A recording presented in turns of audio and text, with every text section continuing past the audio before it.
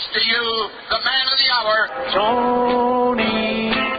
Hello and welcome to At the Gates. I am Tony, your host, and I am outside of gate who knows what at Minute Maid Park in Houston, Texas. I say who knows what because they don't really number or name their gates, but I am in the center field area outside of ticket booths 37 and 38. The date is September 19th, 2015. The competitors are the Houston Astros, who host the Oakland Athletics, or known simply as the Oakland A's. Today's guest is myself. Angel was supposed to be joining me, but due to some acute appendicitis, which he had removed, he will no longer be able to join me at this game. But I think it's just because he was trying to give up a piece of himself in order to maybe give that to the Astros to maybe go deep into the playoffs. So hopefully his wish is granted. They make the playoffs and make a little bit of noise in there. So this is the third podcast, and I am 1,200 miles away from my home, and basically my home away from home, Target Field. And really the reason that brings me out here is I wanted to see Tal's Hill before it is removed next year. I'm a big fan of quirky field designs, and will miss the throwback to the kind of the ginormous fields with just really weird things. I think the cool thing about Tal's Hill is not only is it a hill, but it has that weird pole, the flagpole that's in fair territory. You just don't see that anymore, and unfortunately you won't see that anymore. But enough about that. Let's talk a little bit of baseball, talk about some of the playoff picture. And when I was writing this a couple days ago before I came down, Houston was in the lead in their division, and Texas was kind of not necessarily an afterthought, but they were only making some noise. They didn't have a spot yet, and now the tides have kind of changed, and Texas has that spot for the AL West. And not only is Houston in charge of the wild card right now, but the Twins, who host the Angels, are also in contention along with the Angels. So if the Angels win both of their games tonight and the Astros lose, all of a sudden the Angels have the last wild card spot. And likewise, if the Twins win both and the Astros lose, all of a sudden the Twins are in control. It's going to come down to the last week, I'm pretty sure, and we'll see who gets that final spot. Things that are less hectic are the NL wildcard race, and really the NL in general. It's pretty much locked. All the teams are known. Just the formalities of finally eliminating the final two guys that are hanging on. But it's looking like the Cubs are actually going to make the playoffs, which is good news for, well, Chicago fans, and one in particular, Larry Larson. And I was going to talk about the home team here, a little bit about Carlos Correa, and really try to get Angel's opinion about it. But since he is not here, I will just kind of throw my 2 cents in here. The question that I had was, is he a unanimous Rookie of the Year? I think he's going to be close.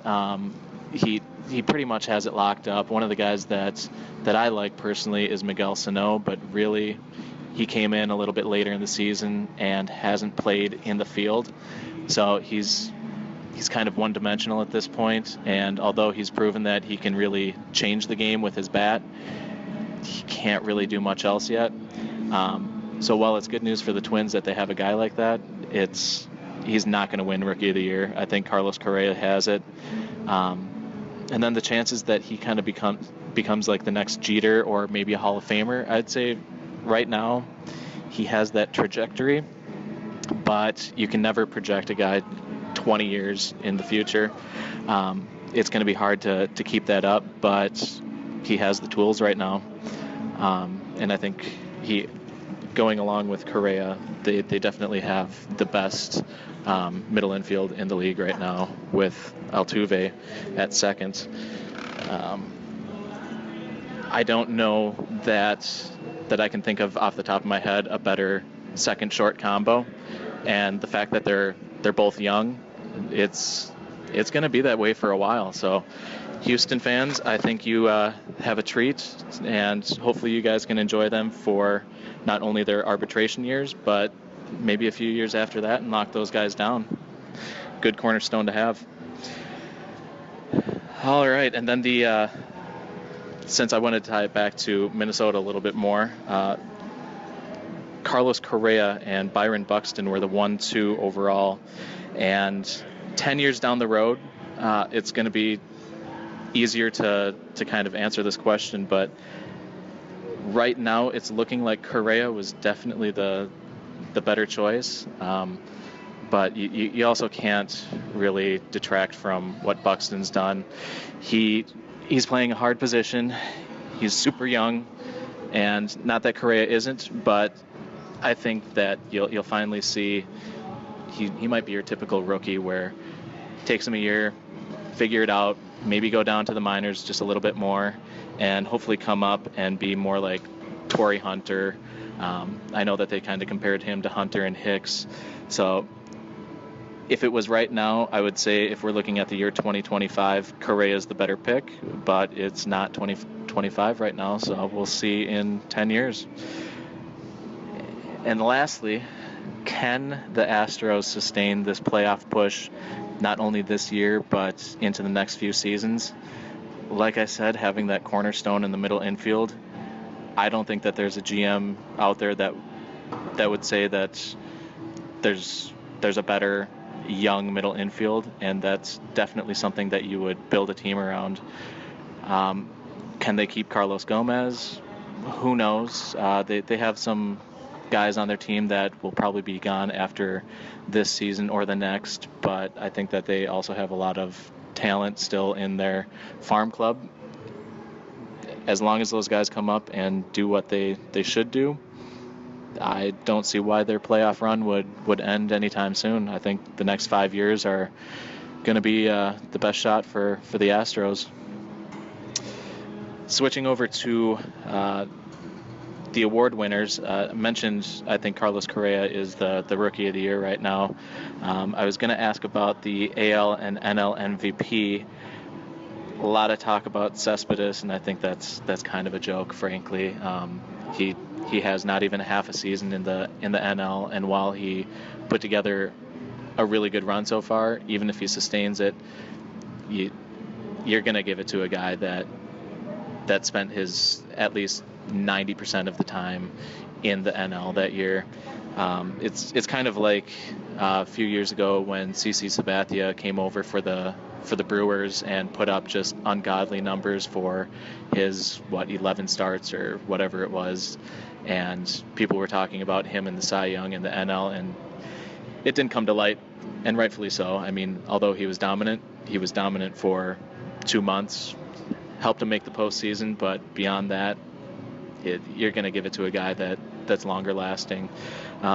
So I don't really have names for you for the AL and NL MVP or really the Cy Young, but it's going to be guys that have been there, that have proven themselves the entire year for that league.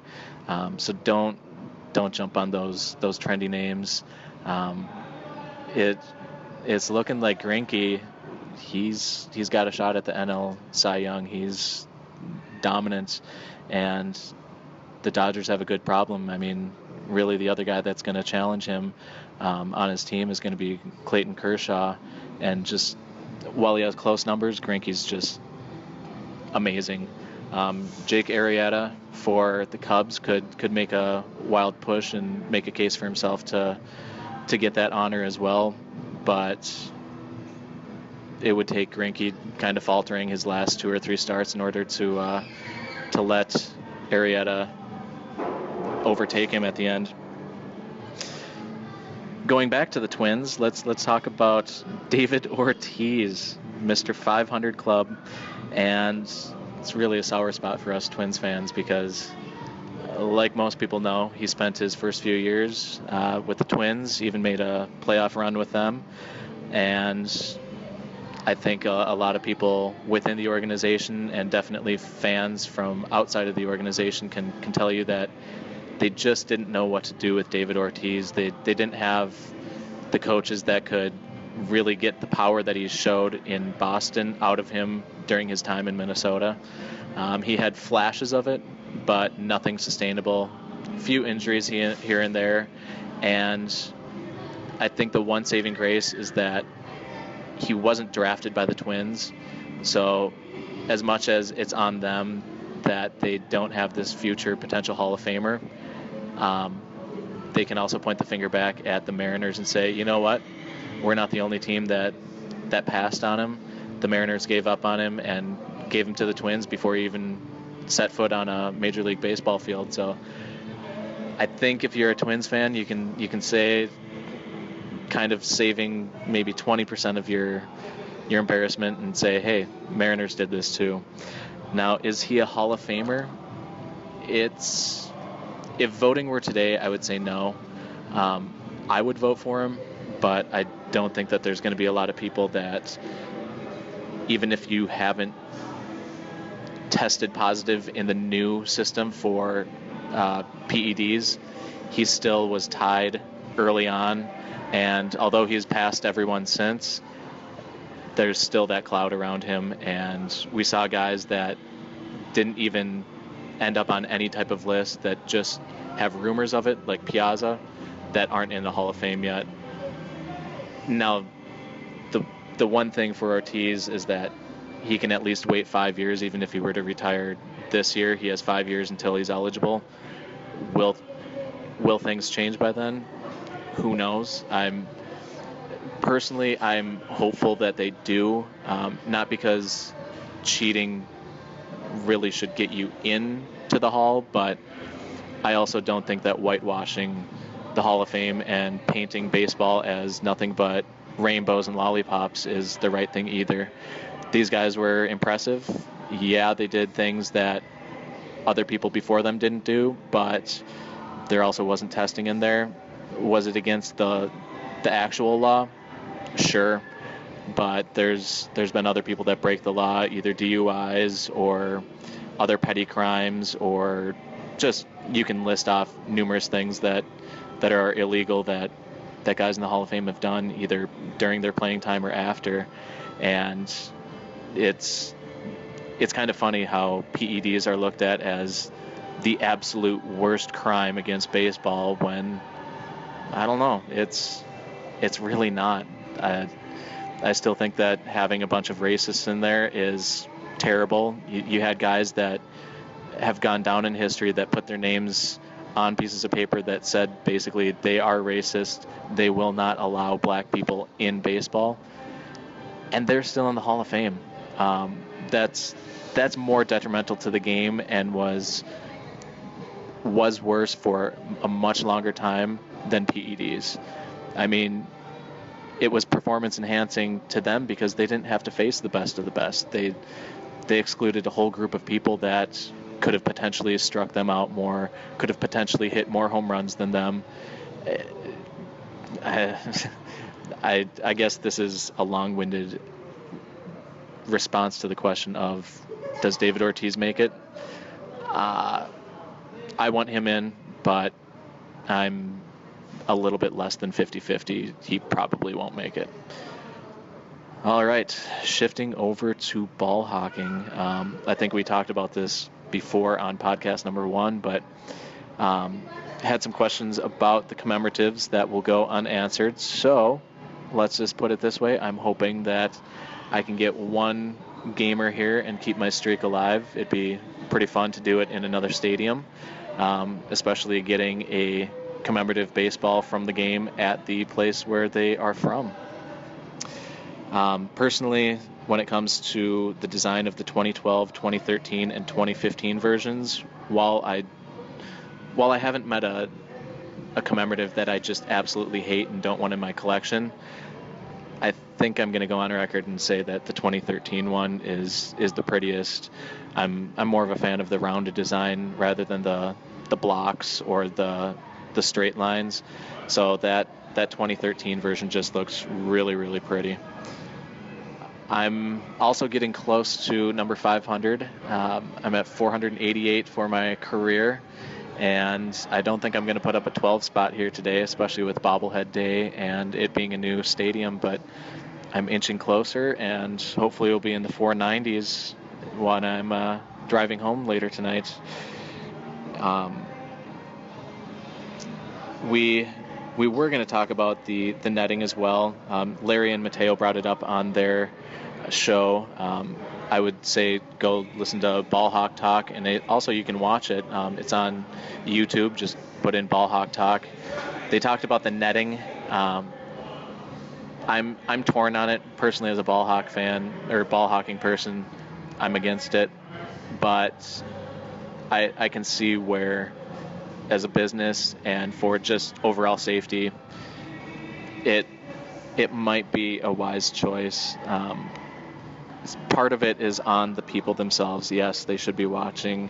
No, they shouldn't be on their phone. They shouldn't have all those distractions around them. But unfortunately, I think we can all agree. I was just at a baseball game 2 days ago, and it was 4 hours for 9 innings, and it was just absolutely slow and terrible. And being a baseball fan that I am, I was able to watch it all, but it wasn't easy. So I understand that you should have your eyes on the game at all times, but it's just not possible.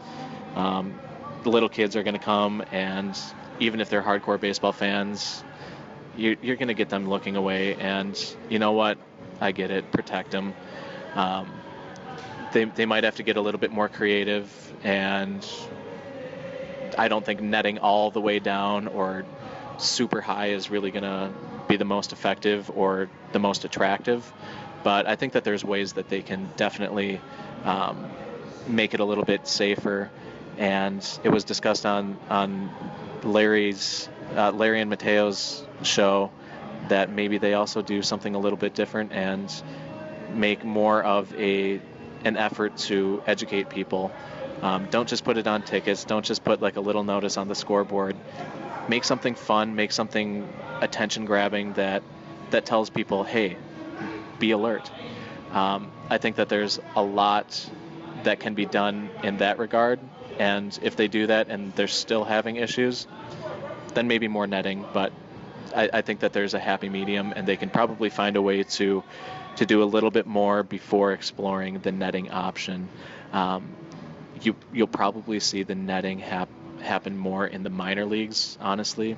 That's kind of where they go to test a bunch of stuff. They did the testing of the time in between pitches. They're also doing a pitch clock down there, or a pitching time clock down there. If it goes well, they'll probably bring it up to the majors, but there's a lot of money riding on this, and teams don't want to see a bunch of their season tickets go down because of them putting up netting. So far, a lot of people haven't exited because they're getting hit by bats or balls. They haven't dropped their tickets because of that. And baseball's going to have to weigh, are more people going to come to the games because it's safer, or are more people going to stay away from the games because they feel like they're stuck behind a cage? And really, that kind of ends the show. Well, actually, I take that back. We have a little bit more time. It's 6 hours before the gates, so I have a lot of time to fill on my hands, at least. I drove 1,200 miles one way to see a baseball game, and while it's somewhat impressive or crazy, depends how you look at it, 2,400 miles total for one baseball game is worth it. I mean, it's cool. I get to see one more stadium crossed off the list, get to see their cool feature that I've wanted to see for a while. And as I say this, the roof is just fully closed, so it looks like I'm going to see it with the roof closed here. I don't know if that's a good thing or if I'm bummed out, but either way, I haven't seen it before. It's definitely not my longest road trip. I've done numerous times down to Florida, and that's 1,600 plus miles from my home. I think closer to 1,700. So I've put a lot of mileage on cars. I would like to say that it's because I love baseball so much, but it's also because of my anxiety, which I have been very public and open about. There's nothing to be ashamed about. Could it be easier? Yes. Do I want to get there quicker? Yeah. Um, we'll get there. Hopefully sometime in the next year or so I can actually make a flight and get there in less than 17 hours to a baseball game.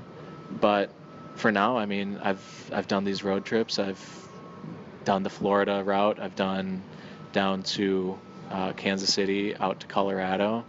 A lot of mileage and a lot of money goes to baseball, and it's just kind of cool. I've seen a lot of things on the way. Get to see a few more states. Never been to Oklahoma until now. Um, there's a lot of America that I've seen, and a lot of stuff that I wouldn't have witnessed before, or at least a lot of attractions, or just a lot of views that I wouldn't have had. And I'll admit that I'm not the most patriotic. I think that I have more of a feeling of world or global community. So I'm probably more on the hippie spectrum, but that doesn't mean that I don't feel more attached to my country now. I mean, it's kind of cool to see the variations, see all of the sites, and I mean, it's America's pastime, so it's kind of cool to see America along with the pastime itself. I feel more connected. I feel not more patriotic, but just more connected to the country itself. It's, I don't know, travel over 1,000 miles, see the sights, make the stops, visit some people, take in a baseball game, talk to the security guards like I just did for about a half hour before I did this podcast, and you get to actually feel like you're part of this community. You're part of something that's bigger than you, and it's just really cool. So I think that is actually it for the podcast itself. Episode number 3 is in the books. This show is, again, not brought to you by the following non-sponsor. Cactus Music in Houston. The last 2 shows I've done something vegan, and I'm sure I could draw something out of Cactus Music that's vegan. No animals were harmed in the making of their vinyl records. I don't know, but I'm just going to skip over that and just say that I had a very pleasant experience at Cactus Music. A lot of good records there. A lot of stuff that may have gotten picked through at my hometown. I personally picked up Childish Gambino's Because the Internet album on vinyl, and those have been long sold out up north in Minnesota and the surrounding area. So it was just kind of cool to see some of the stuff still available down there. And it was also kind of weird that I picked up some local Minnesota music when I was down here. Craig Finn's album that I mentioned before on podcast number 2, Faith in the Future, had its vinyl delayed, and for the first time I saw it down here in Houston. So it's cool. They had a big signed Titus Andronicus poster also in the window, and I can't say enough about Cactus Music. The staff was awesome. They had a dog in the store. Name was Rufus. Really cool. And yeah, Cactus Music forever, just like Anthony Fantano says, or Fantano. That's my bad. Well, end of podcast number 2. Number 3. Good night.